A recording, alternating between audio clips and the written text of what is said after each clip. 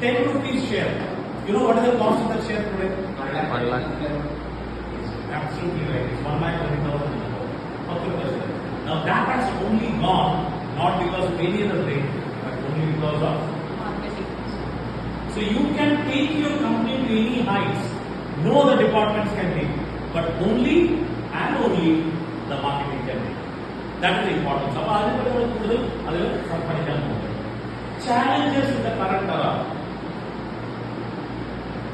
Samrat Ashok, Tipu Sultan, our marketing is there.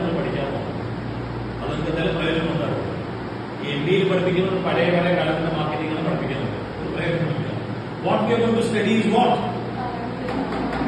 2024 നിങ്ങൾ marketing രംഗത്ത് കാല് വെച്ച് കഴിഞ്ഞാൽ അതിൽ എന്തൊക്കെയാണ് പ്രോബ്ലംസ് ഫേസ് ചെയ്തിരിക്കുക?